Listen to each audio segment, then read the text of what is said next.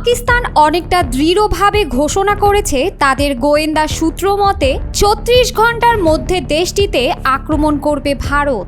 যদি সেই তথ্য সঠিক হয় তাহলে আর কয়েক ঘন্টার মধ্যেই পাকিস্তানে হামলা চালাবে ভারত। পাকিস্তানের তথ্যমন্ত্রী আতাউল্লাহ তারার সাংবাদিকদের জানিয়েছেন আগামী ২৪ থেকে ৩৬ ঘন্টার মধ্যে পাকিস্তানে হামলা চালানোর পরিকল্পনা করছে ভারত। বিশ্বস্ত গোয়েন্দা সংস্থা এমনই তথ্য দিয়েছে পাকিস্তান সরকারকে।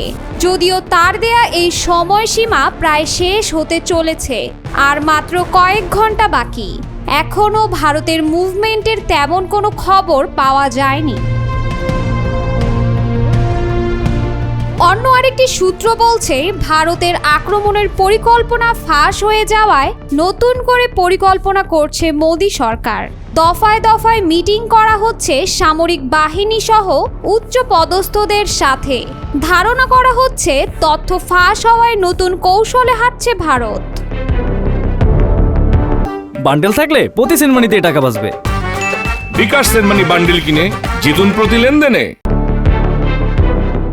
ভারত অধ্যুষিত কাশ্মীরের পেহেলগাম অঞ্চলে সন্ত্রাসী হামলার পর থেকেই উত্তপ্ত ভারত পাকিস্তান সম্পর্ক। এরই মাঝে পাকিস্তানে ভারত হামলা করার খবরটি প্রকাশ করেছে খোদ পাকিস্তানের তথ্যমন্ত্রী। মঙ্গলবার রাতে পাকিস্তানের তথ্যমন্ত্রী আতাউল্লাহ তারার সাংবাদিকদের জানান আগামী ২৪ থেকে ৩৬ ঘন্টার মধ্যে পাকিস্তানে হামলা চালানোর পরিকল্পনা করছে ভারত। পাকিস্তানের সংবাদ মাধ্যম ডন জানিয়েছে মঙ্গলবার রাতে ভারত সরকার তাদের সশস্ত্র বাহিনীকে অভিযান পরিচালনার পূর্ণ স্বাধীনতা দেওয়ার পরপরই পাকিস্তানের তথ্যমন্ত্রী সাংবাদিকদের সঙ্গে কথা বলেন।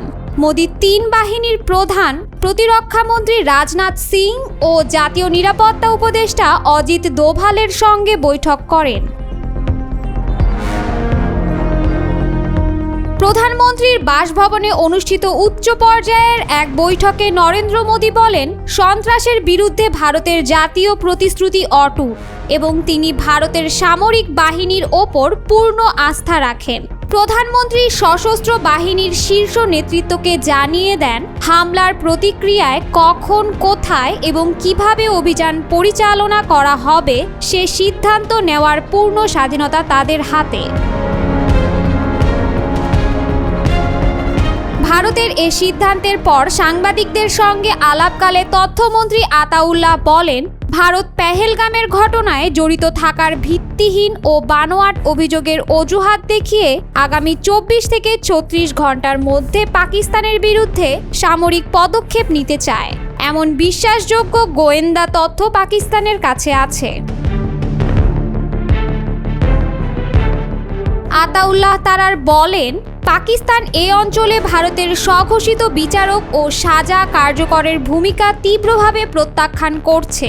দেশটির এ আচরণ বেপরোয়া। তিনি আরও বলেন পাকিস্তান নিজেই সন্ত্রাসবাদের বড় ভুক্তভোগী এবং এই অভিশাপের যন্ত্রণা গভীরভাবে অনুধাবন করে। আমরা বিশ্বের যে কোনো জায়গায় সব সময় সব ধরনের সন্ত্রাসবাদ এবং এর বহিঃপ্রকাশের নিন্দা জানিয়ে আসছি।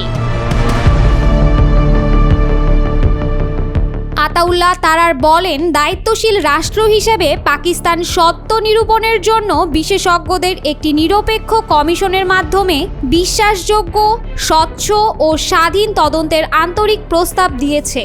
তিনি বলেন দুর্ভাগ্যবশত যুক্তির পথ অনুসরণ করার পরিবর্তে ভারত স্পষ্টতই অযৌক্তিকতা এবং সংঘাতের বিপজ্জনক পথে হাঁটার সিদ্ধান্ত নিয়েছে, যার পরিণতি সমগ্র অঞ্চল এবং এর বাইরেও হবে বিপর্যয়কর। আতাউল্লাহ তারার বলেন ভারতের এ ধরনের যে কোনো সামরিক অভিযানের জবাব নিশ্চিতভাবে এবং দৃঢ়তার সঙ্গেই দেওয়া হবে। যে কোনো মূল্যে পাকিস্তানের সার্বভৌমত্ব ও ভূখণ্ডগত অখণ্ডতার রক্ষায় দেশটির সংকল্প পুনর্ব্যক্ত করেন তিনি।